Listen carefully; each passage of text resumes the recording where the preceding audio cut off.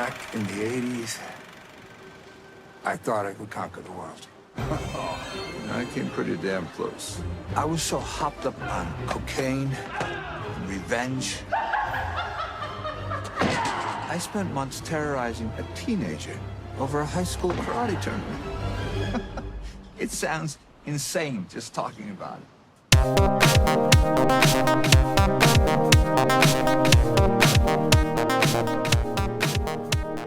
He's back. We knew he'd be back. He's back. Have you been waiting for this moment your whole life, Badway? Oh, you know what? Yeah, ever since I was a little child, I dreamed of the day Terry Silver graces Wings present one more time. Here we are. The return of the ponytail, right? That's what we could say. So we got a little surprise for people here. We have two special guests on the show, which we'll introduce in a second, but just want to welcome everybody back to the Last Row podcast. This is another bonus episode for Cobra Kai, primarily focused on season 4, but maybe we'll call it the resurrection of Terry Silver here. Before we get into the episode, if you're looking for the website, thelastrowpodcast.com, follow us on Twitter at The Last Row Pod. Check out our Facebook page. If you're enjoying the show, please consider leaving us a 5-star review on Spotify, Apple Podcasts, Podchaser. Thanks to everybody that left one so far. So, Chris, Ken, welcome to the Last Row podcast. Chris, welcome back. Ken, welcome to the show. Thank you. Thank you very much. It's great to have you guys on the show with us talking a little Cobra Kai, and we're excited. Chris, before you recorded, you called this the Terry Silver Brain Trust, and I think this is the group of Terry Silver enthusiasts, and we're all together to talk about the man himself. It's either the Terry Silver Brain Trust or Terry Silver Anonymous. I'm not sure which one yet. Is that a problem yet? We're not sure if it's a problem yet. It might be forming a problem. So. Okay, so this is the bonus episode, Cobra Kai Season 4, The Resurrection of Terry Silver. Directed by a lot of people in the martial arts drama department. Season 4 finds the Miyagi-Do and Eagle Fang dojos joining forces to take down Cobra Kai at the All Valley Under-18 Karate Tournament. And whoever loses must hang up their gi. Is it gis? Gis? Gis? Plural? I don't know. I guess it's gi. Geese? As Samantha and Miguel try to maintain the dojo alliance, and Robbie goes all in at Cobra Kai. The fate of the valley has never been more precarious. There's like a black cloud over the entire town as this thing is going on, you guys. Silver cloud. So a silver cloud. An ominous silver cloud.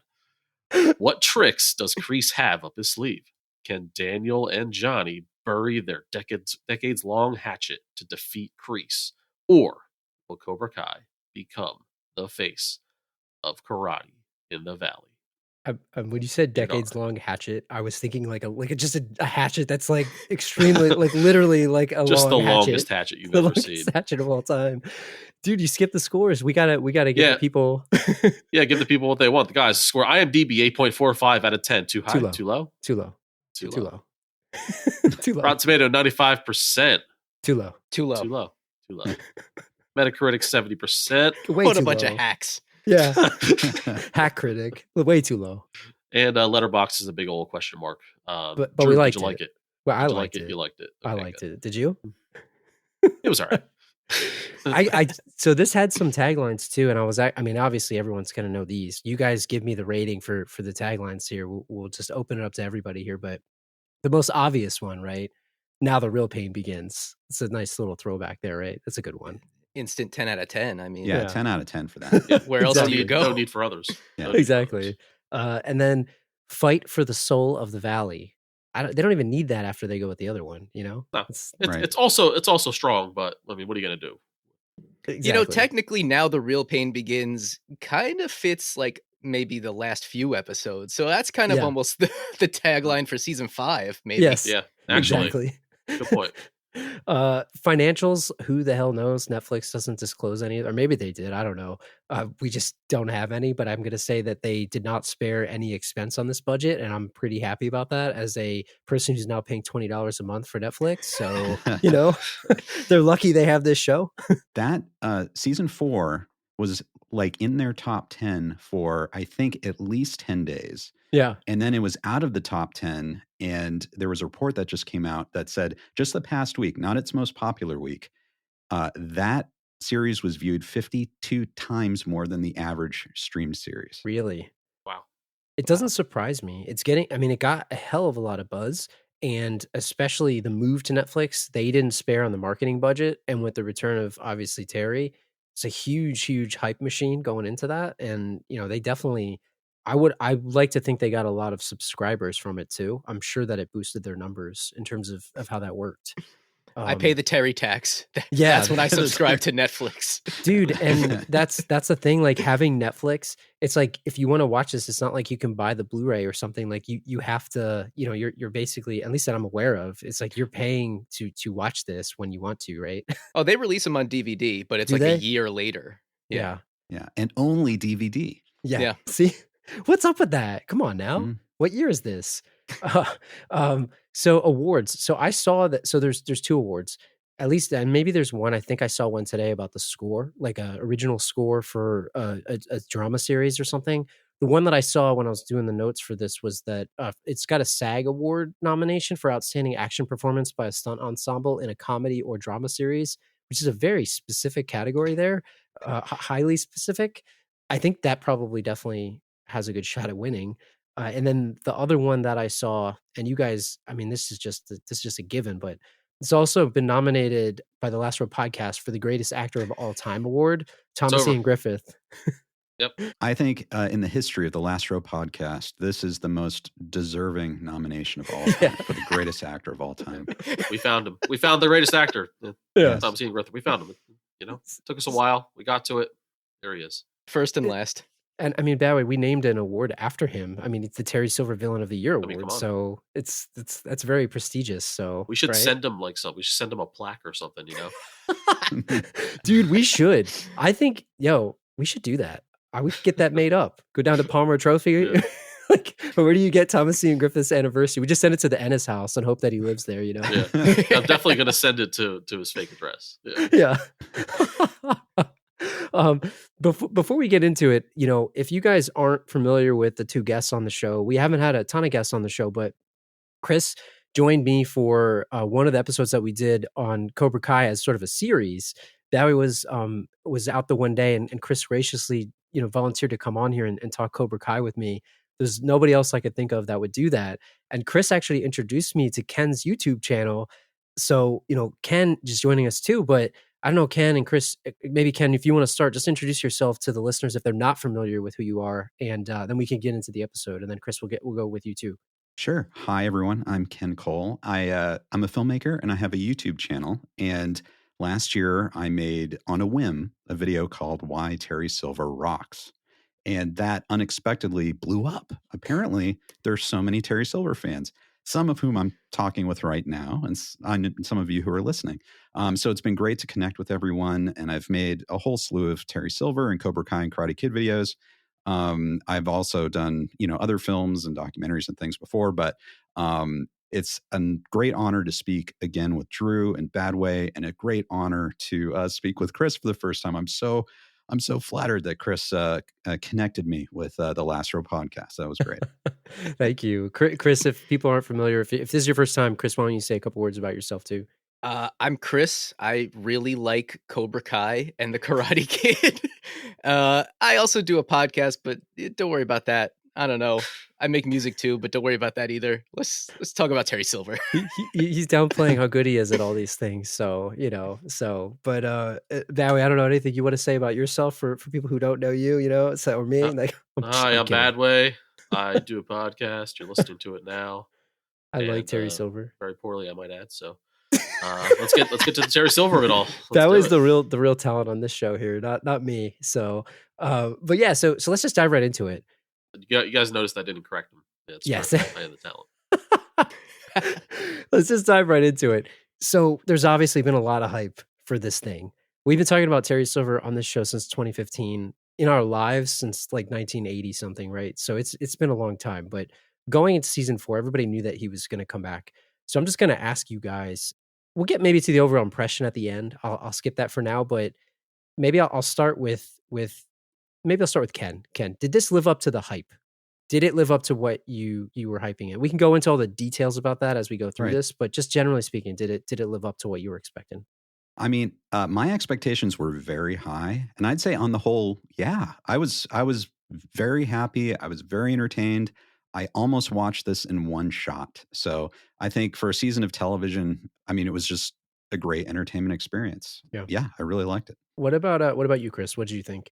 Well, it lived up to the hype the second they released the initial Terry Silver teaser, where he's standing with his back to the camera and it says, "Now the real pain begins," and all that.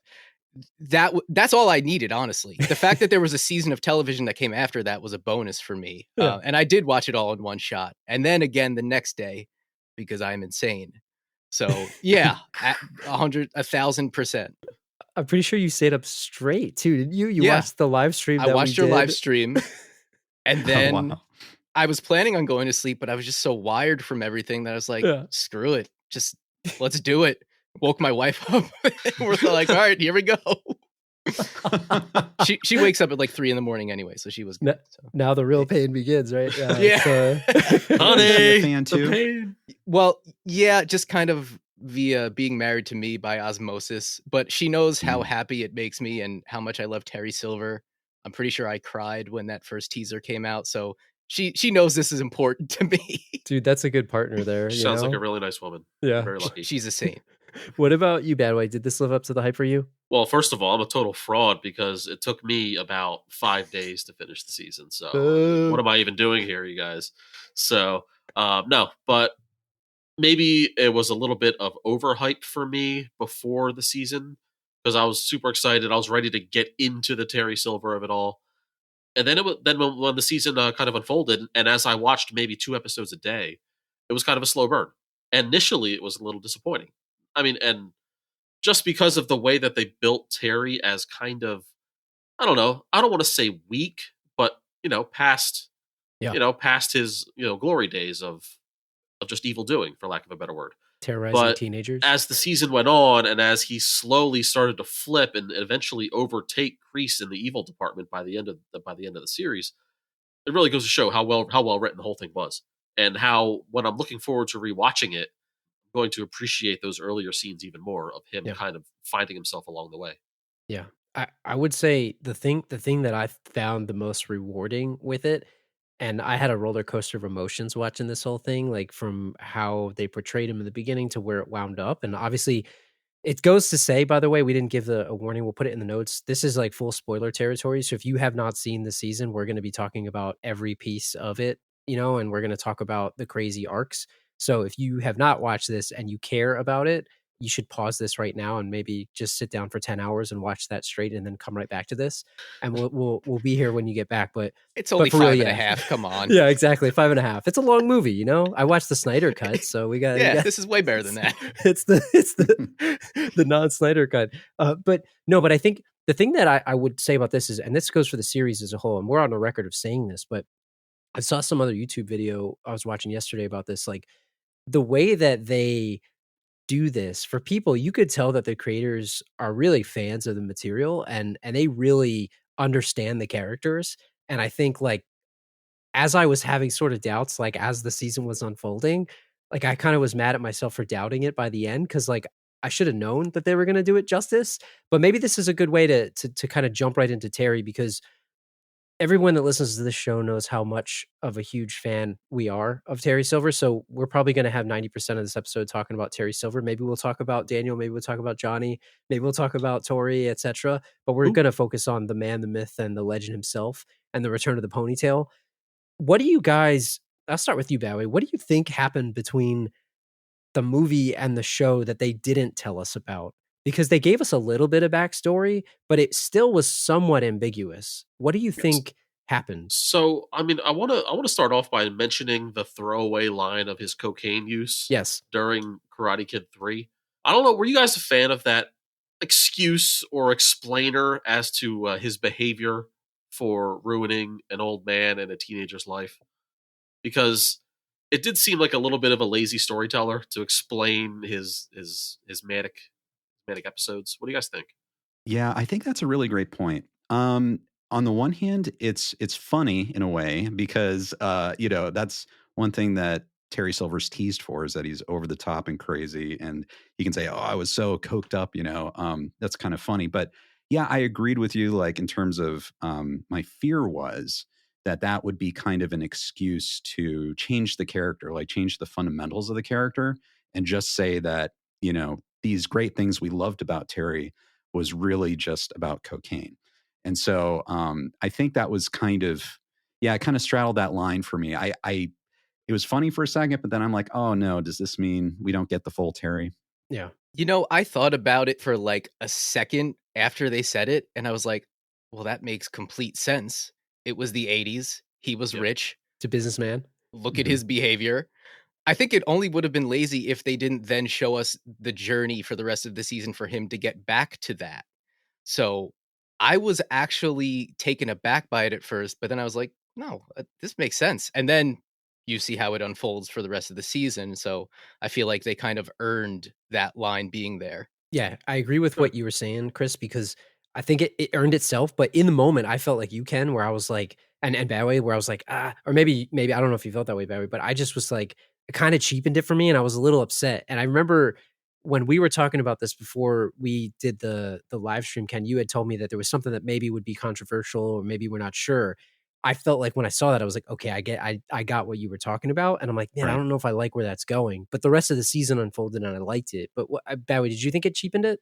No, well, I think Ken hit the nail on the head there, because it turned out he didn't need the cocaine after all. I mean, for all we know, the cocaine was a placebo, and he was just snorting up some flour, because he was as high now as he was back then without the drugs. It's just the maniac inside of him was there all along, whether drug induced or not. Maybe the volume was turned down a little bit in this season, and that makes sense.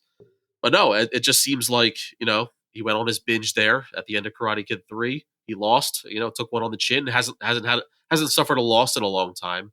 Maybe he did some soul searching, and maybe he further spiraled down. Maybe lost a little bit of money, lost some of his wealth. And then he ran into a sweet young woman who made an honest man out of him, and kind of brought him into this kind of stupor to where he played into his soft side, classical piano playing, mellow, tofu eating, tofu house party having, lifestyle. And it just took took one little opening crease to open the floodgates again.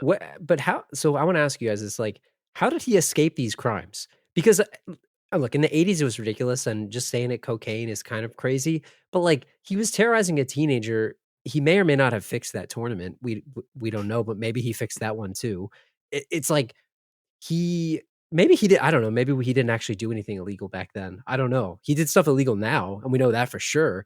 But like, how did he get away with this? He was the CEO of a major corporation that obviously had a global pull. Like, how was that not in the news? Like, they did have CNN at the time. It wasn't like 1950. It was the 80s, right? Like, business was a big deal. Unless people liked it, they thought, man, this guy, he's crazy. He's good. Like, he's good for business. Like, how did he escape this stuff? Well, Dimitri did look him up and find information about that scandal. So, like, I'm just wondering, to what point does it even matter? Because he can just bribe them as usual. True. You know how Terry do.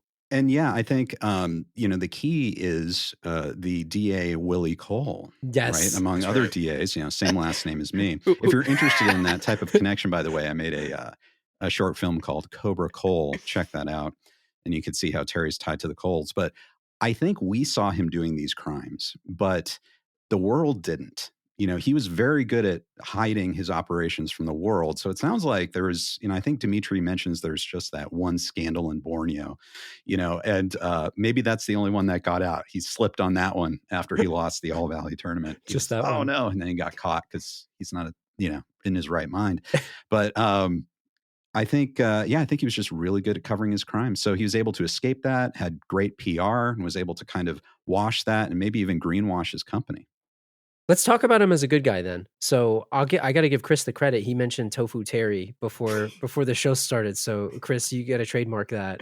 Go right into Held Schlossberg and the rest of the creators. But so obviously the season opens up with him as a good guy. He's reformed. Like, he's dating this woman who's making a mindfulness app. Like, I want to know about this mindfulness app, because look, there's a lot of mindfulness apps out there. It better catch my attention. That you got Balance, you got Headspace, you got all these different apps that are competing for this thing.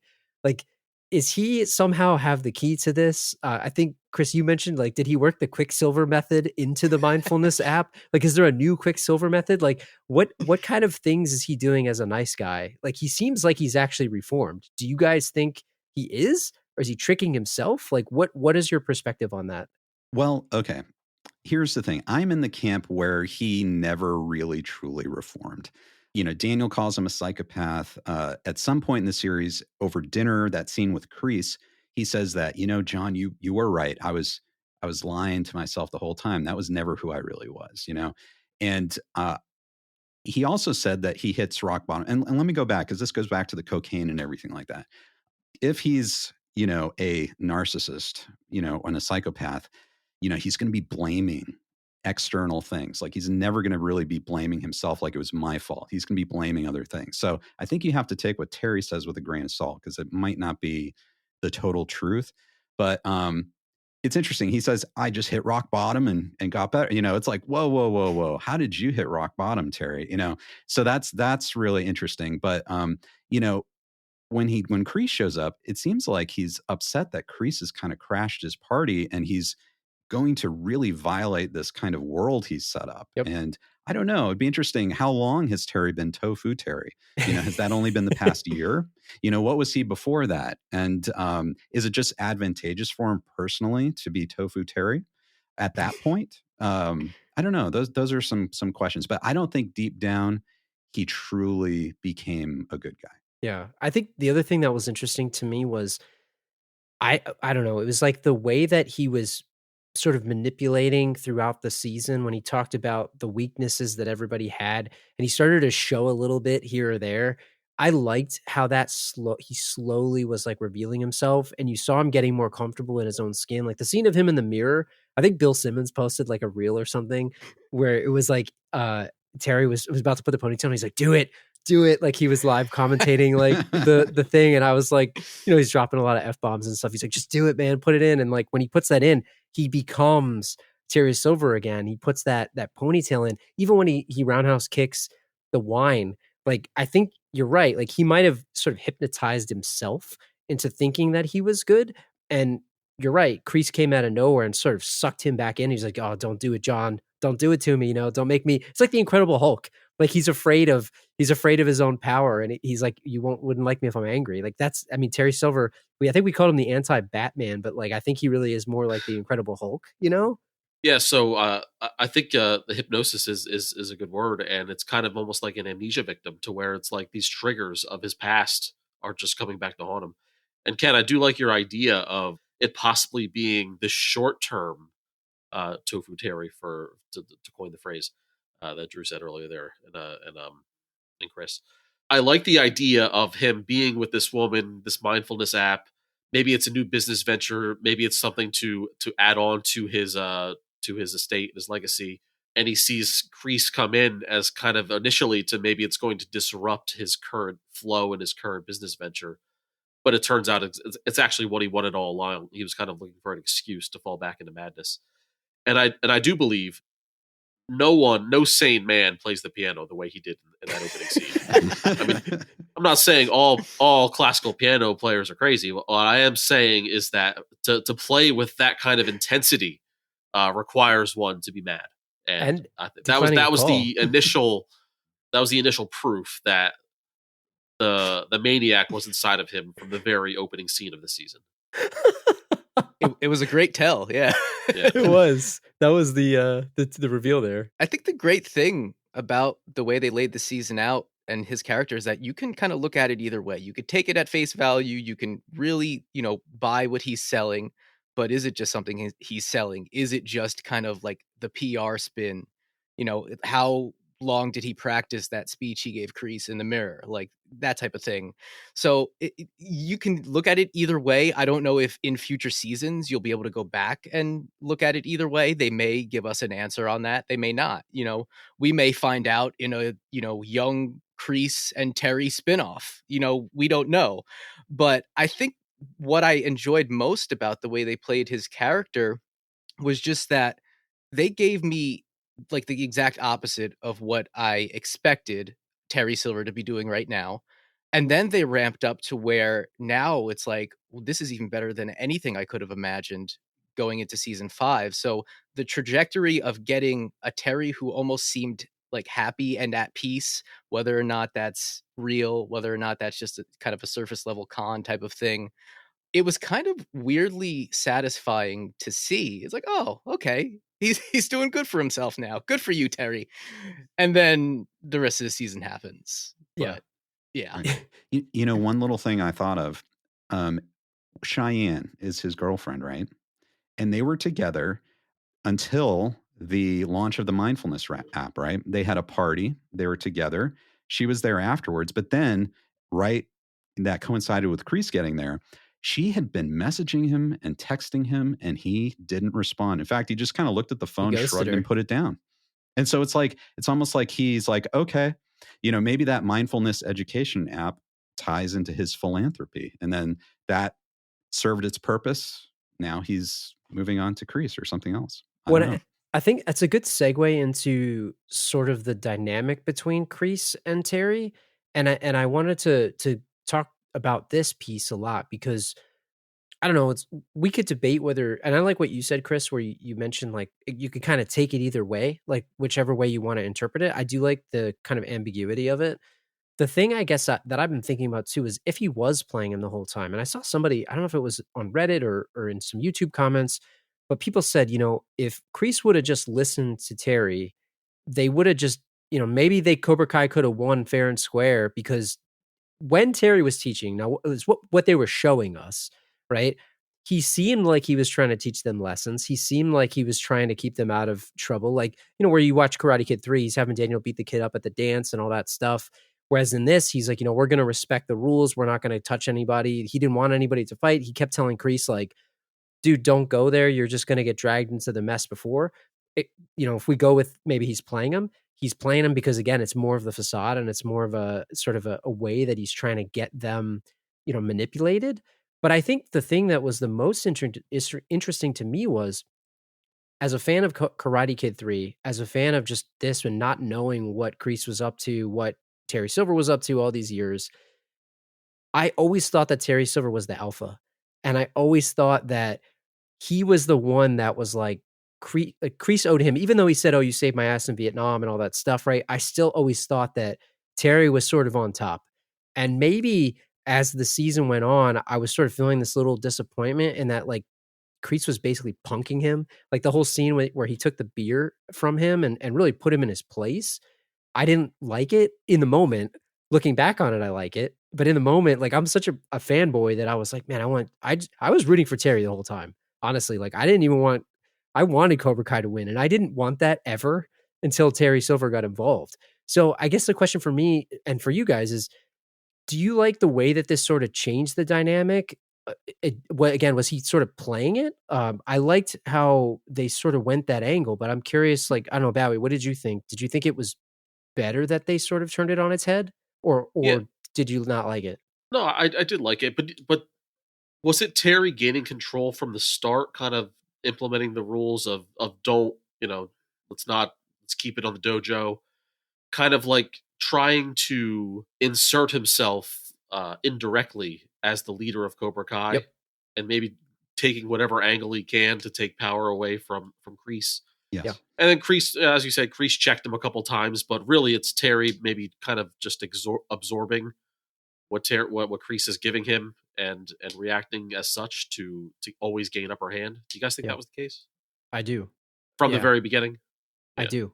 Yes, I do. I made a video about this called what Terry Silver wants. And kind of, and I get into this, and the most interesting thing I think about their relationship is that it kind of, the control goes back and forth. In Vietnam, obviously, Kreese was his captain.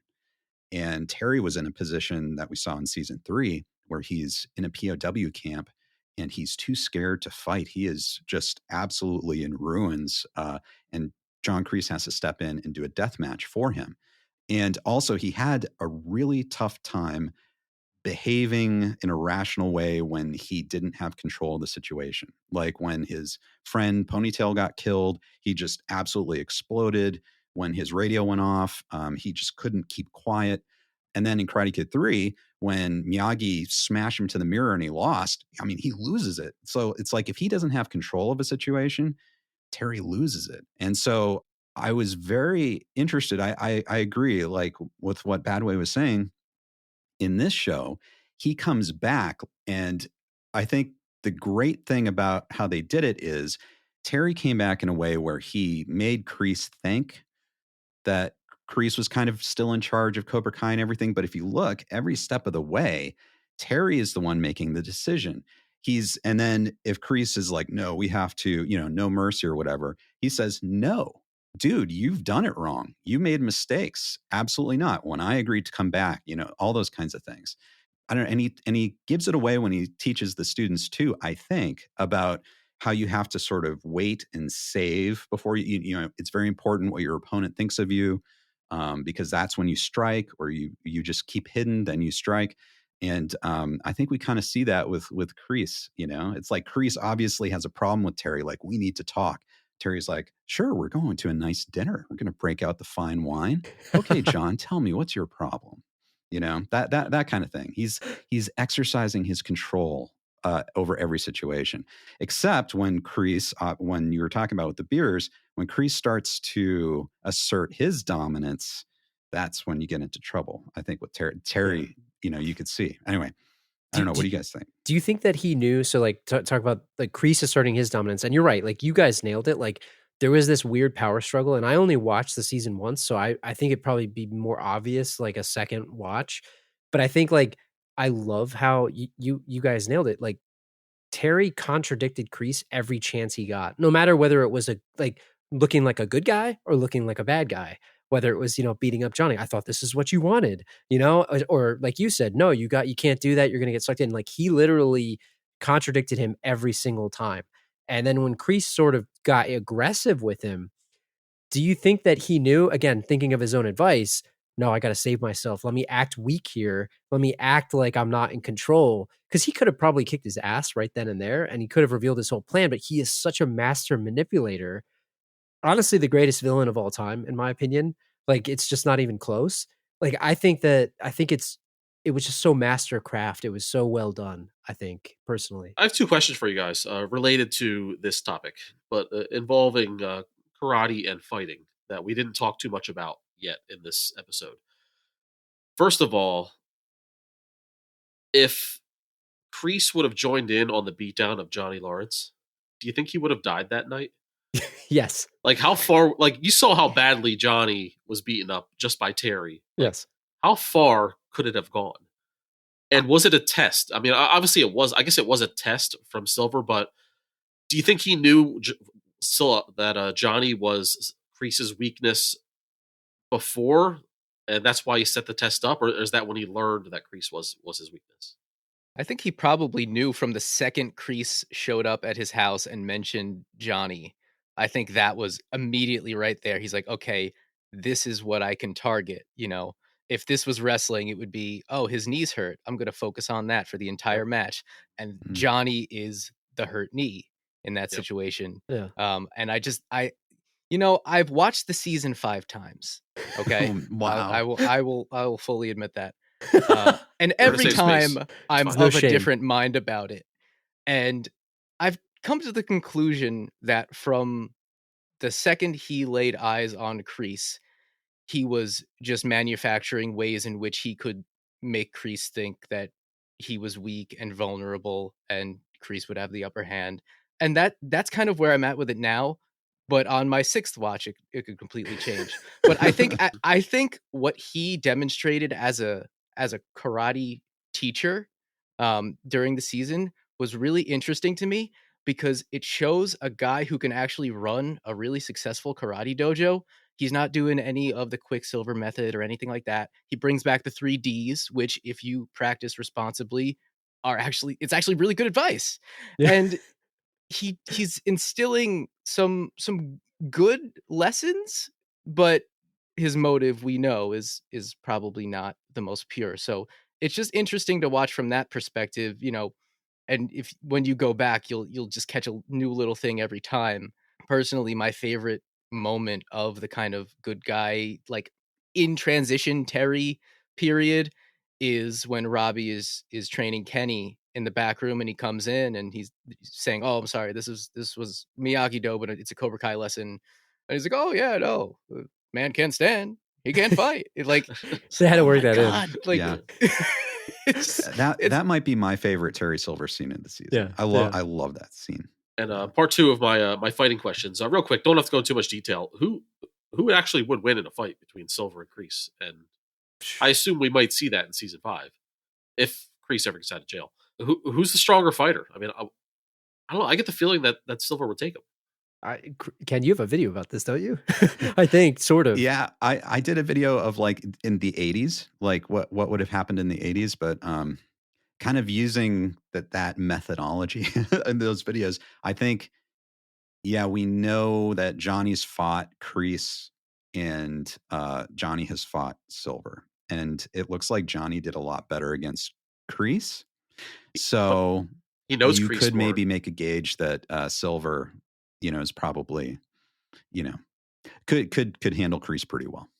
That'd be my guess. I also think that Silver just looks more in shape than Kreese now. Like he just seems older, and I think like he's more senior. But taking that aside, like I think you talk about a guy like I'm thinking like Bloodsport and the Kumite and all that stuff. Like I wouldn't put it past Terry to be throwing sand and like that stuff like Bolo Young and in like Kreese's face or something. Like he probably wouldn't be above fighting dirty. I mean, obviously we know he's got the Quicksilver method, Sure, like sweep the leg, man can't see, can't fight. Right? He's gonna throw dust in your face. He's gonna throw you into wood in an abandoned place being renovated. Like I think Terry would win. Personally, I don't know. Chris, what do you think? Yeah. Oh, no. First of all, Kreese ain't kicking like that. Kreese is not that nimble. Kreese, his mind is maybe debatable, still there if it ever was there, but his body just cannot keep up with Terry. I mean, you got to figure Terry has personal trainers. Yeah. Terry has a good regimen, and although it seems like Terry hasn't been practicing karate, it's like, come on, that guy's a virtuoso in everything he does practically. So, it's not going to be any competition really. Kreese, he's more of a brawler and he's a little bit more he's more scrappy, I think, and he could probably handle himself very well. But Terry's a master. Like you don't get and you guys know this, but you don't get to a higher level of anything than Terry Silver. He's mastered the world. Yeah, it would anger him to be lesser than his opponents. Yeah. So he probably worked beyond any realm of saneness to be better than a potential fight with his former best friend John Kreese. Yeah. One more quick thing on Terry. Chris, maybe you can answer this. You've seen the series 5 times, and I know Drew has a keen eye for ponytails. Was it me, or did the ponytail of Silver get tighter as each episode went on? I think it did. I feel like it did. And it also got a little wetter too, didn't it? Like a little wetter and a little tighter. I felt like the hair was pulled back just a little more every single episode until that final episode, where almost his skin was pulling back. It was so tight. Yeah. Even I did not pick up on a detail like that, but I love the idea of that. Yeah. It's just the ponytail, the tightness of the ponytail is directly equivalent to the amount of evil seeping through the veins. Yeah. Yeah. And as he got more evil, the tail got tighter. The forehead started stretching. Yeah. That's what I look for when I see these shows. So I guess I had a question for all you guys. This discussion is making me kind of ask myself, I'm wondering if you guys know the answer to this. Do you feel like the series did a good enough job connecting old Terry, like Twig that we saw in Vietnam, and how he turned into Terry? Like, do you see that connection? Or do you feel like it's intentionally ambiguous? Or how do you guys feel about that? I think two things. I think the way that they did it was partially intentionally ambiguous, but they gave you enough. So they answered a couple questions. They sort of answered how he got rich, right? So they said he didn't want to follow in his dad's footsteps. He didn't want to be, rich. Like Kreese obviously wanted him to start the dojo. So we got a little bit of that, but I think they left it really wide open for season 5 if they want to continue with the flashbacks. Like there weren't that many this season, at least compared to previous, but I think they left it wide open. I kind of like that they didn't connect it too much, like that era. And I would pay the hell to watch a spin-off series of young Terry and young Kreese. Like the actors are good, man. They did a good job, and they look like them. They did a great job casting. I don't know what you guys think, but I think I like how ambiguous it was, in my opinion. I was so happy to see that flashback going into the season. The one wish that I had was for a scene like that, to see the very foundations of Cobra Kai being formed with the two of them. And when we got that, I was just so happy. And I think that was my favorite episode of the season overall, episode 3. I wanted more, but I didn't feel that they needed to give more, at least at this time. I don't know how they would have had time to do it. This is a very, very packed season. There's a lot of stories they're telling. And I think when it comes to Terry Silver, I don't necessarily want to know everything. At least not until we're like closing the book on this whole saga. And even then, I would still love some mystery to be there. But I fully agree. I would love a spinoff with young Kreese and young Terry, like that. Like, just take my money. Take the $35 that Netflix is going to cost when that happens. Just take it right now. I'll give it to you right now. Well, you're gonna have to pay, you're gonna have to pay for the 8K. So the 8K bonus boost. Yeah, 16K by then, right? Yeah. So, I want to ask you guys, and maybe this is sort of an encompassing Terry here. We talked about his business skills like a little bit. I don't know. How do you think he ran the business and all that? But I kind of want to talk about, did this prove that he was an even greater villain than he already was? And Badway, I'm going to dial you up here. You're the Last Row podcast legal expert. You know, you're the resident legal expert on the show. We got to go through some of the crimes that he committed. You know, if you look at Karate Kid 3, maybe he didn't really do that much. Maybe breaking and entering, assault, destruction of property. Like, I don't know. There's some other things that he did. Obviously, he messed with the kid. He potentially bribed the students and fixed the tournaments. But talk about what he actually did in this episode. I put a few things in the notes, but like, how bad did it actually get? I'll just start with the worst one, right? He beats the crap out of Stingray, and he was a willing participant. It seems, but manipulation. Maybe after the fact. Like, what kind of crime is that? Is that just straight assault? Like, how would you categorize it? It's actually no crime if the person doesn't press charges. So I'm gonna go 0 jail time. No harm, no foul. Again, he's smart, right? Yeah, exactly. Calculated. Actually, as far as we all know, John Kreese did that crime. That's true. So we'll see how long Kreese spends in jail, and Terry Silver's off the hook. He assaults Johnny. I mean, I don't know what degree of assault that is, but he lured him to an abandoned building and kicked his ass, right? And Johnny really couldn't hold his own, or maybe he was just so surprised. How was that categorized? Assume he pressed charges. I forget. Chris, did Johnny throw the first punch, or did Terry? Did Terry like blindside him? I honestly forget. I forget too. Yeah, and Terry totally blindsided him. He blindsided him, right? Okay, so I can't claim that Johnny started that fight. Okay. Well, Johnny came there looking for trouble. I'll tell you that much. I mean, all Terry did was, make a pretty disrespectful phone call and started, talking up Johnny's ex-wife and talking about how great of a kid Robbie was. That's all. I mean, that's not a crime, but for Johnny to come busting into private property like that, Terry was probably just defending his property. His very, very new property, by the way. Fastest transaction in history. Great business skills. He's got connections. Great business skills. Yeah. And not to mention the fact that it's not an unofficial crime, and you could maybe blame Kreese for this, but basically stealing someone's son. Like, he's stealing Robbie? Is that, what was it, kidnapping? Would you call it kidnapping? Like, mental kidnapping? What would you categorize that as? He wants to take him as his own. You can't call it kidnapping. What would you call that? Master manipulating. Is there a crime for manipulating, Drew? I doubt it. I'm no legal expert, but this is why Terry's never been in prison.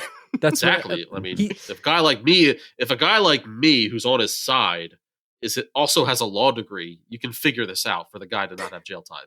So, I'm seeing through all these crimes right away, and with zero preparation. So, you've got nothing on the man. In season 5, when Julie Pierce, who just happens to be a lawyer, comes to town. Yeah. What other connections are they going to make? Who just happens to be Corey's mom and married to Mike Barnes. What a twist. And they have dogs named Snake and Dennis. Yeah. It's all one episode, and it's directed by M. Night Shyamalan. And their landlord is Colonel Dugan. So it's like, but no. The other thing that Terry did too was bribery of an official. But is that? Okay. Is that a crime, or is it just frowned upon? Yeah, Is it just unethical? Yeah, I think President Ron would probably think that it's a crime, and would probably try and prosecute him to the fullest extent of the karate board law. Yeah. Like what is it? Like he already had a lifetime ban. He got that passed somehow. Yeah, no legal ramifications would hurt him more than just stripping them of the title, I suppose. If I found out we had a crooked ref, the title's getting stripped, and that's really gonna stick it to him. And he commits the ultimate crime. The ultimate crime. It's like if Badway, like all of a sudden there's a knock on my front door here, and the cops come and they haul me away in handcuffs live on this podcast. He betrayed his best friend. What's that about? You could argue that there's no jail time long enough for that. I mean, if that happened, the cops ringing on my door, I don't know, Badway. That might be a little too much for us. That's a crime of passion. That's a crime of passion right there. I don't know. It's a little too much for us to survive. Yeah. I mean, I'm probably missing crimes here. Am I missing anything? Like, there's a ton that he did or didn't do. I mean, I guess he sort of ghosted his girlfriend. That's not really a crime, I guess. This man is innocent. Now, Drew. I mean, that gets me thinking. Speaking of the official that he bribed, you guys. Yeah. Was there evidence of this? Like, I guess it deserves a rewatch, and maybe Chris, maybe you can shed some light on this. Was there evidence of just bad reffing throughout the scenes that they showed, or is this just like an end of the scene? Like, I know that they weren't giving penalty points during that last fight, but was there evidence of bad calls throughout that maybe I just didn't see on my first watch through? Yeah, it was throughout. It was kicks while someone was already out of bounds, counting as a point, things like that. Yeah, okay. I didn't notice that, and I think you're right. Like, it probably would be part of a rewatch that would show it. Do you guys think that he did this in Karate Kid 3? Do you think he did the same thing? And are they maybe going to go back to that? Because Barnes got away with a bunch of stuff too back in 3. True. Like, what do you guys think? I would say no, because the ref was Pat Johnson. The great Pat Johnson. And Pat Johnson would never be bribed. Exactly. That's what I want to think, yeah. Great point. Everybody's got a price, man, as a famous man once said. No, I mean, I don't know. Are we missing any other crimes? Like, I think you're right. I think he is innocent. But what I would say is this cements him as, I said it before in the episode, the greatest villain of all time. Like, he completely fooled everybody that was watching the show. Not only breaking the fourth wall here, he just fooled everybody that was watching the show. Like, my favorite Terry Silver moment of the entire season, and this is hands down, when I was watching that last scene unfold before the cops came, I'm like, what is going on here? Like, just something seemed off, and I was just so confused. And I'm like, he poured the champagne and he didn't drink it. Like, what's he doing? And he waited until he was carried away in handcuffs, and he sipped that sweet nectar. Yeah. He sipped the juice, man. He couldn't wait till his friend was gone, and he sips that thing, and then he does a little piano thing in the air. Masterclass.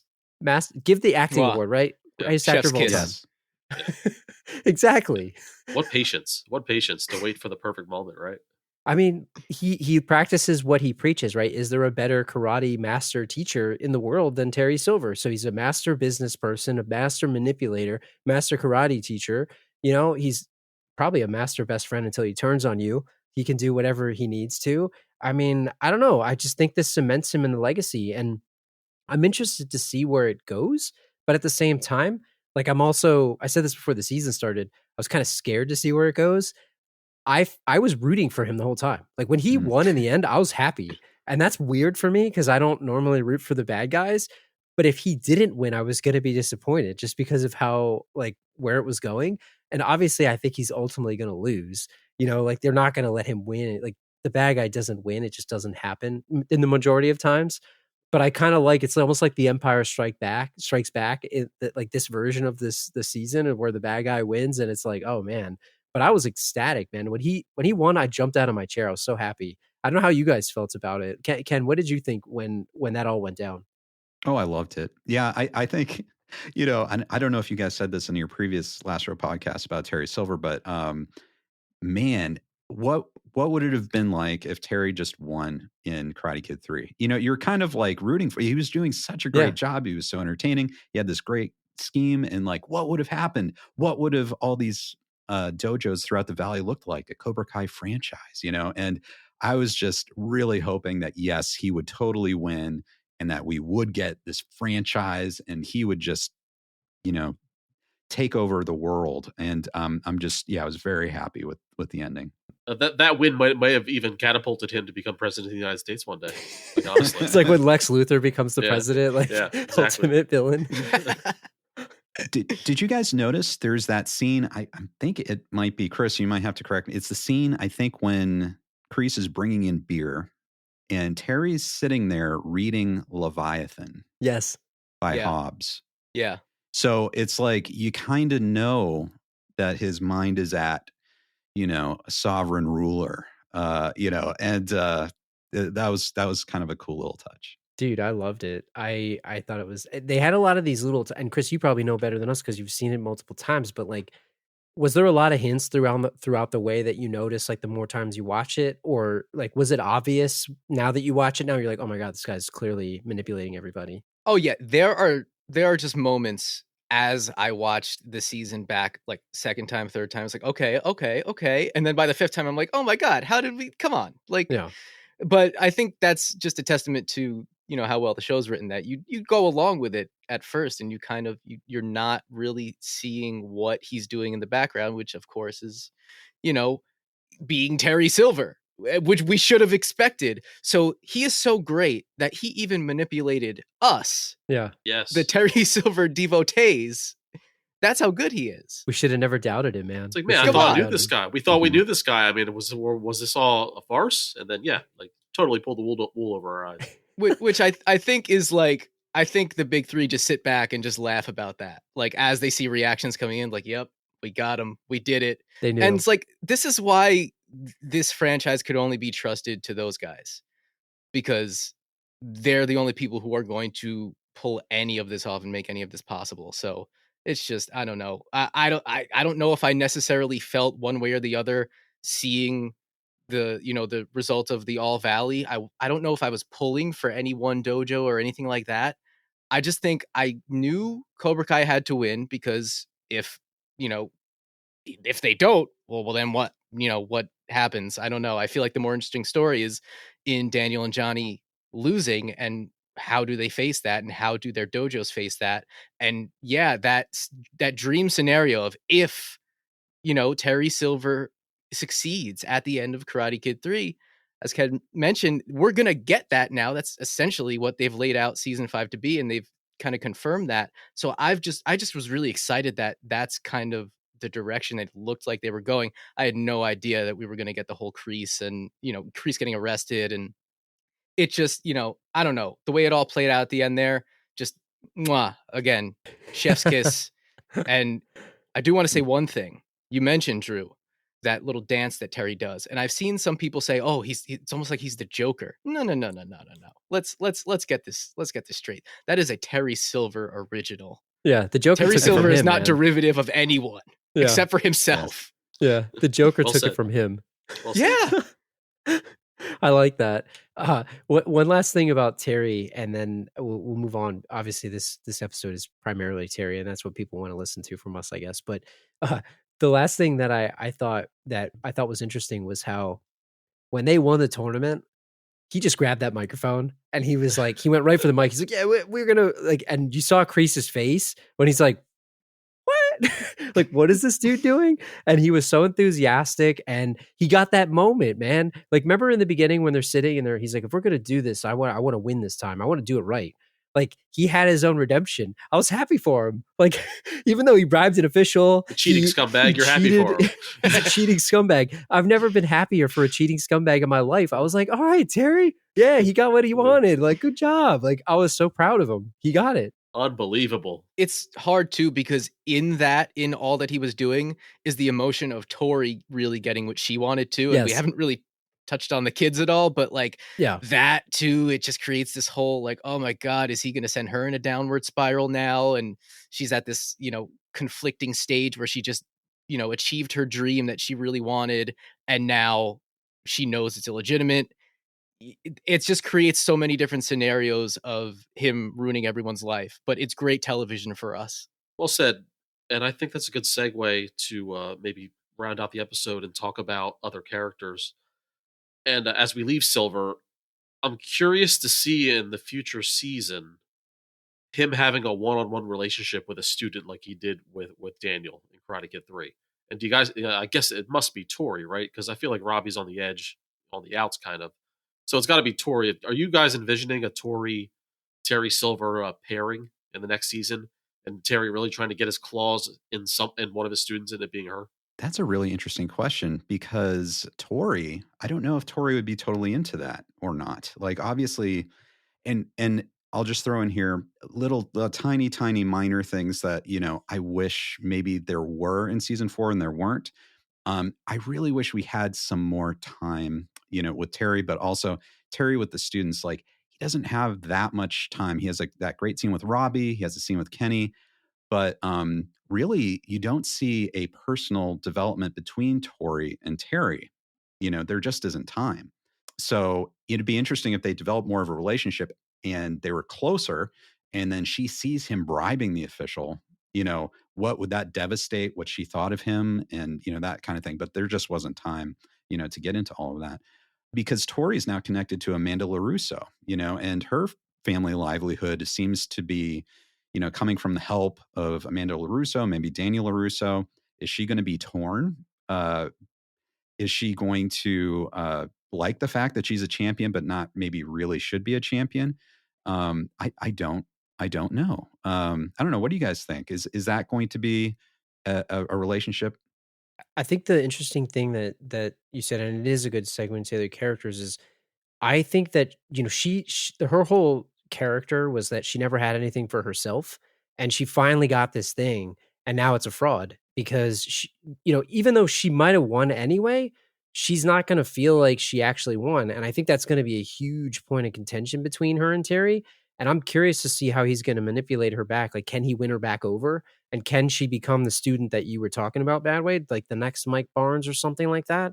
Because at the end of the day, I think he sort of violated any trust that she might have had with that, and sort of cheapened the win that she had. So, but again, we talk about the master manipulator. Any his words could twist her in any direction. But it doesn't necessarily even have to be her. I'm just looking forward to him having a one-on-one with anyone, whether it be Kenny or whoever it may be. Yeah. Chris? I would really love to see a lot of, maybe not Tori and Terry so much coming closer together, but maybe just that kind of tension dynamic between them. One thing I think about Tori's character that makes me excited to see her have a dynamic with Terry is, a lot of people leading up to this season thought she was a very one-dimensional, almost Saturday morning cartoon level villain. I never felt that way. I always knew we're going to get the layers when it makes sense, because this is what this show does. This is how we, kind of been trained as we watch it. And Terry Silver has the reputation from the Karate Kid 3 of some people with really bad takes thinking he's a one-dimensional, one-note villain. And this season was kind of the coming out party of Thomas Ian Griffith as, hello, I'm actually a god level actor. And Terry Silver is actually a very nuanced and deep character. Where the hell have you been for the past however many years? So I would love to see Tori continue to have more of that development alongside Terry, whether or not they go in the same direction or they kind of go in different directions. Tori is going to drive a lot of action forward in season 5. It's just where the story is at right now. She is going to be very pivotal. So I would love to see the two of them either come together or butt heads, but whatever it is, I love that it's those two characters kind of redeeming themselves as 3-dimensional humans with a full range of emotions. I have one thing based on what you said, Chris.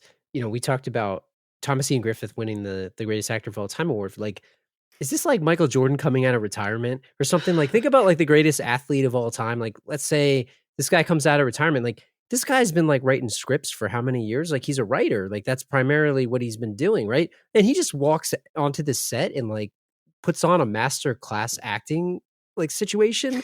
Like we didn't really give the guy enough credit. Like we've been basically giving him credit for an hour, but we didn't give him enough credit. Like this is like a Jordan coming out of retirement scenario here, in my opinion. Yeah. Oh yeah. For a guy that hasn't acted since like the early 2000s, come on. Yeah. So let's talk a little bit, and this may be a way to wrap up the episode, but we talked a little bit about Tori, but are there any other like characters? Obviously, we didn't get into Daniel and Johnny. Like those are the two biggest characters in the show. I mean, I have some thoughts about it. Like they're kind of the main character. Like Terry Silver had 15 minutes of screen time, I believe, like across the 5.5 hours. And we just talked for about an hour about Terry, but that's so much depth. That's just so much depth. Yeah, that's what it is, right? And we got to break down the nuance here. That's what people expect on the Last Row podcast. But is there any other things that you guys maybe want to mention in terms of character arcs or anything that you feel before we get into maybe like how did you feel about season 4 as a whole, and maybe what are you hoping in season 5?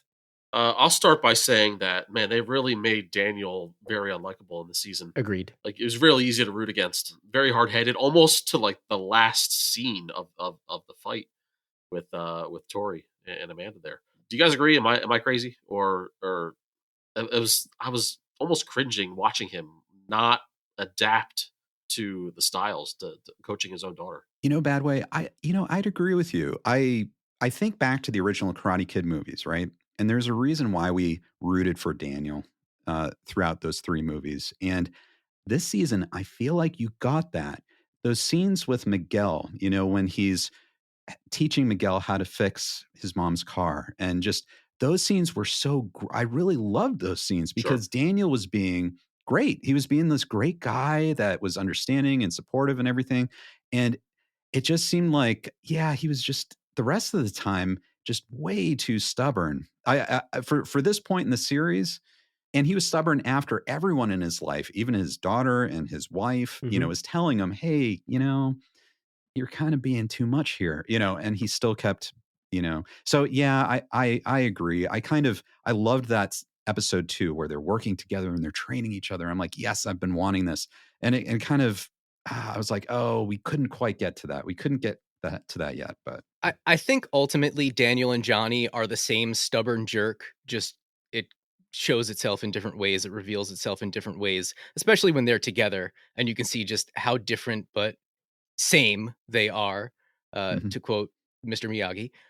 But it honestly, I think that Daniel gets a lot more crap for it than Johnny. And I'm going to give him a little bit of grace here because the man who traumatized him as a teenager just came back into town. So I'm going to give him a little bit of grace here. He's trying to work with his high school rival and the source of his trauma, his lifelong trauma that is, maybe suppressed, maybe not. But it's all of these things emerging on him. Yeah, I'd be a little bit, I wouldn't be easy to deal with during that time. I don't think. I don't know. I think the stuff with Daniel and Miguel this season, as you mentioned, was just it's just such it's one of those things that you don't know you need it until you get it. And it's like, they really are the same guy for better and for worse, Daniel and Johnny. That dynamic they have with Miguel, then seeing Johnny get to bond with Sam, which is another thing. It's like, I never knew I needed this until they gave it to me. So I don't know if I have trouble picking sides because I love everyone in the show, but I think Daniel and Johnny are the same stubborn jerk when it comes down to it. I just think that's it. I think that's a good point, and maybe it just plays itself that Daniel comes off as a little bit whiny, and Johnny comes off as kind of a dickhead and also funny. So that's why Johnny's more likable. But they are very similar. And you're right. The scenes with Miguel are very touching, and Daniel's son, the father figure, is always a likable character. But Daniel, the karate instructor, is what gets to me being a little unbearable and a little whiny. Yeah, I think it's more the thing that I have with Daniel, and I'm more on the side of like he was sort of annoying me this season, but besides the fatherly stuff, I liked that. I thought that's what I expect of him. But I felt like you made a good point, Chris, like what he was dealing with mentally. Like obviously he's dealing with a lot. But at the same time, I feel like he's always been a little bit unfair to Johnny. Like Johnny's had a pretty rough go, and Johnny's trying to just do his thing, and And maybe I'm giving him a pass. I don't know. But at the same time, like Daniel's always like, my way is the right way. And like Johnny never, I didn't think that Johnny was like, no, it has to be Eagle Fang or it has to be this way. He sort of said that, but at sometimes he was kind of like, well, why don't you listen to me? Like, give me a chance to tell the kids. And I felt like even with his daughter, like at the tournament, he was like offended at the way that she was fighting, like it wasn't his way. And I feel like, she wasn't doing anything disrespectful, I feel. So but I get it. It's the character arc and that's why they have to do it. But I think, and this is a point that I would make about sort of just the way that there's parallels. I simultaneously like the parallels and I simultaneously get exhausted by the parallels because there's some where it just becomes so like everybody's the same as everybody, and it like I like it, but I also sometimes get exhausted by it. And I don't want to say it's a negative because it's not. It's just that everything's so coincidental and everyone's like everybody. And maybe it's just the show trying to juggle so many characters right now. And I think they do it very well for a show that was only like 5.5 hours. So I'm not dumping on them for that. But I think maybe it's just me wanting to see more of certain people than others. And I think we have in the notes like the Kenny and Robbie thing. Like I get why they did that, but that's a whole nother storyline that they have to carry. And it paid off and it was a good storyline. But it's like another thing that you were paying attention to. And it's like, wait, then it jumps to Tori and Daniel's wife. And then it jumps to like all of that. And I think sometimes it's a little overwhelming, but maybe I'm just being a little unfair. The theme that I extract from this show, and this may just be my conjecture, but the theme I extract is relating to those parallels and relating to Daniel and Johnny is that it's like the line in You're the Best Around, history repeats itself. And I think the theme is if we do not pay attention to that fact and we do not learn from that and learn to communicate more effectively, like Daniel and Johnny, learning to communicate more effectively with each other. When they can, it works. And when they can't, it all falls apart. We're never going to get anywhere. So that's the larger theme that I take. And so when we start to see that multiplying on itself, where now Robbie is the mentor to Kenny, and then who knows, season 6, Kenny is a mentor to someone else, I don't know if it's going to go that deep, but once we start to see that become like this exponential parallel, like infinite time loop mirror thing, I think that's where I really just pick up on that larger theme of what I think the show is trying to convey. Okay, so let me ask you guys, because we kind of touched on this a couple times. Do you think Cobra Kai as a series could be an hour-long show instead of a half hour? Could it be hour-long episodes, do you think? Yeah. I think it would breathe more, honestly. I think it would. Like, they'd have more time to do that, and I think some things do feel a little rushed sometimes just because they don't have enough time, so I think it could. It would definitely benefit more. If you're going to have this many characters and this many story arcs, it almost does all the characters a disservice to only allow 30 or 35 minutes, because you're kind of wanting more from everything. Or you're kind of saying, oh, they're trying to shoehorn this in. If they just dropped it all together, it would make for a cleaner episode. Well, aside from dropping something that could potentially be good, there's the other option of making it 45 minutes or 49 minutes, which a lot of Netflix shows are. So I totally agree. I do think that it would totally benefit from a longer runtime. Yeah, I think I agree with that too. I just did a video on episode 2, and episode 2 is like a really interesting, good episode. I really enjoyed it, and it was really stripped down. It didn't have a lot of the characters. You didn't have hardly any of the Miyagi-Do, Eagle Fang students.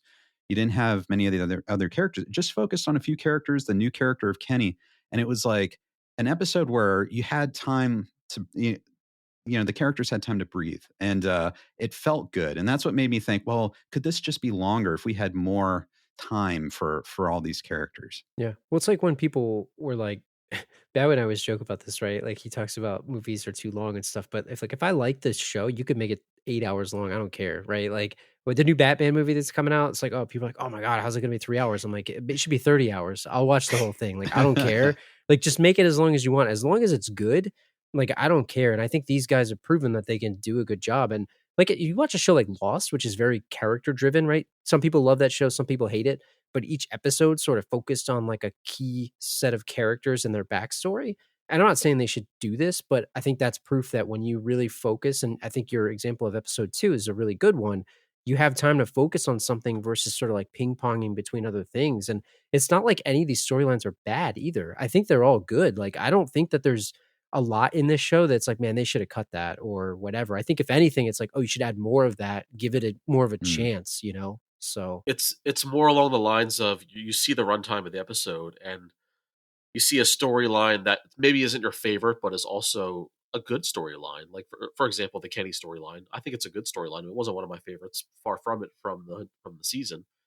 But you're looking at the runtime, you're looking at the clock. It's like, oh man, they're spending more time on Kenny. They're not really doing a whole lot with this character now. Yeah, they're wasting time that they could be using on some of the more important storylines. But that would be eliminated with a longer episode. I think it would also benefit them just from an awards standpoint, because right now they're locked into this half-hour comedy kind of archetype in terms of awards, where they should be recognized as a show that does more than that and isn't just a pure comedy.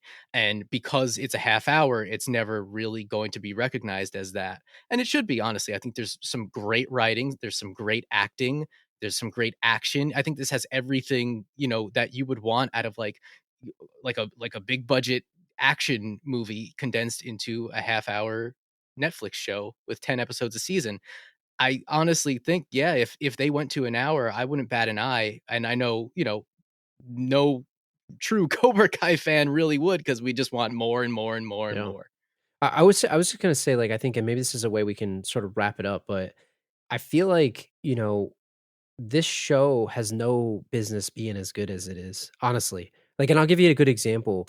Like, I think I was on Peacock the other day and I wanted to watch that Saved by the Bell reboot. And I just put it on. And like within 5 minutes, I was like, I just can't get into this. Like, I just was not into it. And I probably, like, I'm the demographic for that show. Like, I would like that show. And maybe I just wasn't in the mood. Maybe I wasn't. But like from the minute I watched this show, it hooked me. And they just do such a good job of honoring like the legacy of the characters, but also making something new and fresh. And maybe there's stuff in here that maybe people don't like the younger kid storylines, but then you still have Daniel and Johnny. Or maybe the people that are newer to the show don't like the Daniel and Johnny stuff, but then you got the younger kids and sort of what's going on there. Like, there's something for everybody. And then, to bring in somebody like Terry Silver, and like, for better or worse, we've talked at length about this. Like Ralph Macchio talking about, we're going to redeem the crappiness of Karate Kid 3. That's me paraphrasing. But, I think like the fact that they can sort of do that and do it justice and make it as good as it is, honestly, you got to really give people a lot of credit, because they've done a really great job of bringing something like this. And you're getting stuff that people since the 80s were like, man, what would it be like if Johnny fought Terry Silver? Cool. You got to watch that. You got to see it. Man, what if Johnny and Daniel teamed up? Cool. You got to see that too. You want to see, what if Mike Barnes comes back? You might be able to see that. What if Mike Barnes meets Johnny? Maybe you see it. Like, but it's not done in a cheap way where it's like, oh, they just brought this guy back for no reason. Like, they could have really goofed up Terry Silver. They could have made him the comic book villain. They could have made him this joke, and he wasn't. And I think they really did a great job of bringing this back and doing it in a respectful way. So I guess I would just ask you guys, if we had to kind of wrap this up, where do you think season 4 ranks for you if you had to kind of look at all the seasons? And I don't know, I'm curious what your overall ranking is. If you're not sure, like, where do you think this is? Is it at the top? Is it in the middle? Like, I mean, I could tell you what mine is, but Ken, let's start with you. What do you think?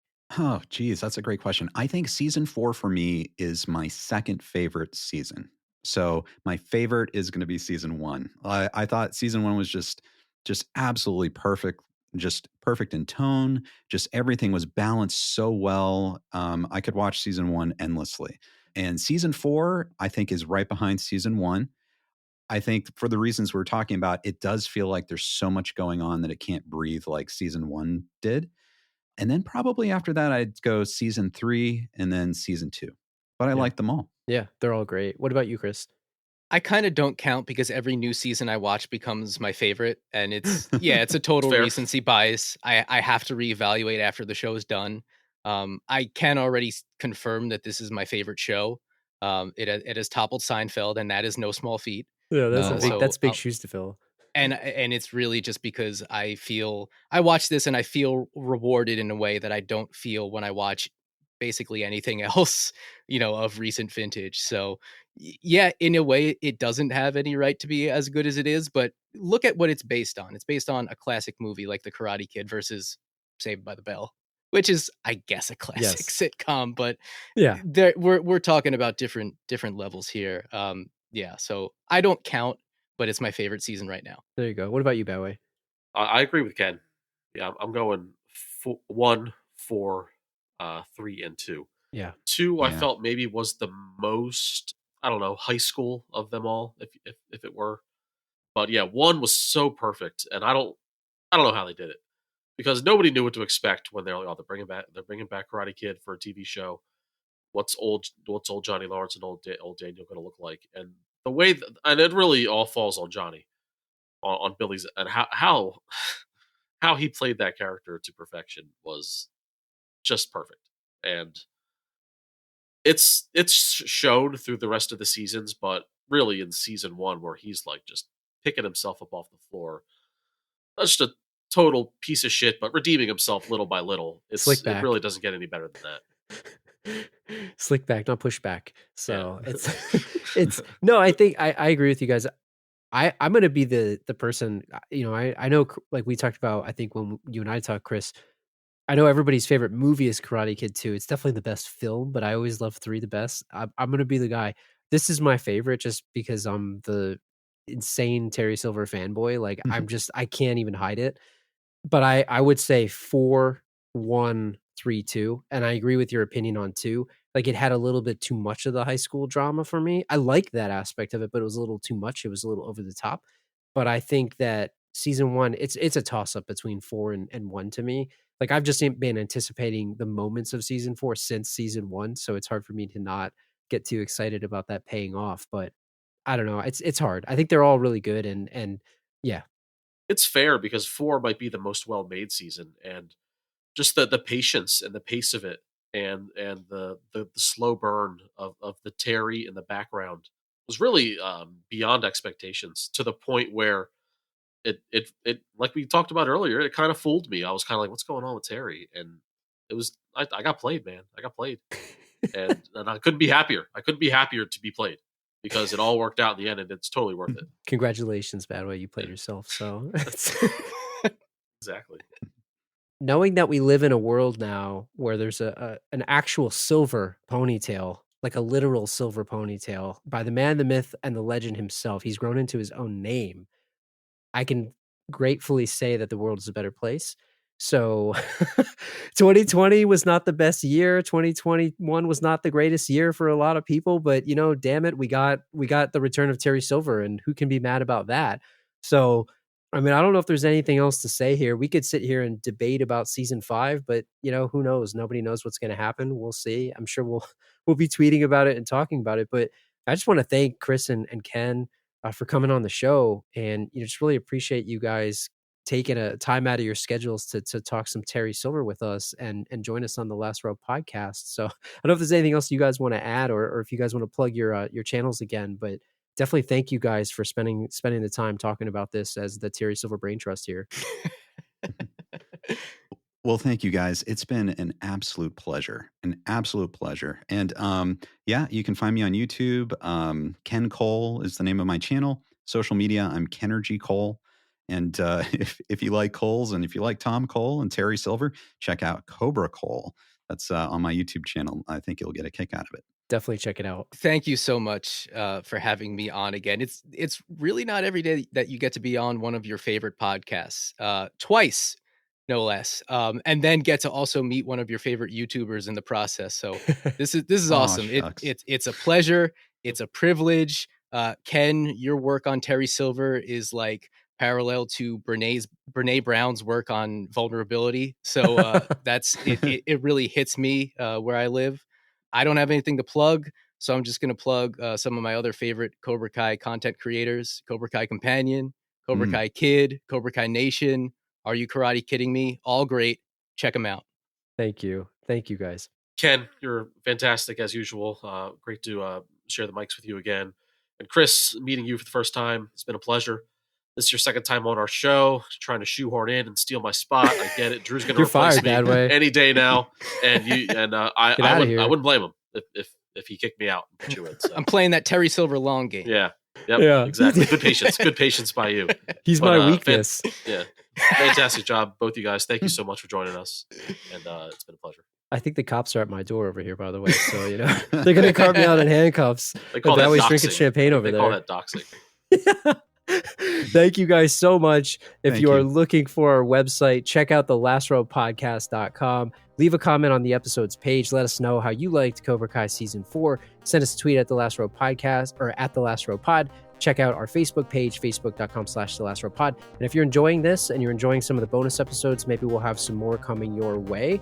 If you're enjoying the show, please leave a 5-star review on Apple Podcasts, Spotify, and Podchaser. And on that note, we'll be back probably I don't know when we're going to publish this, so I'm not going to commit to a date, but we'll be back on a regular schedule, and we'll see you guys real soon.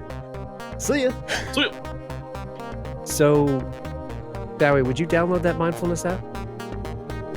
I mean, of course. I mean, anything with Terry Silver's name, I fully trust. I'm living in a world where I'm just putting my life in his hands, and nothing can go wrong. I feel like he has my best interest in it. Even if a man can't stand, he can meditate. There it is.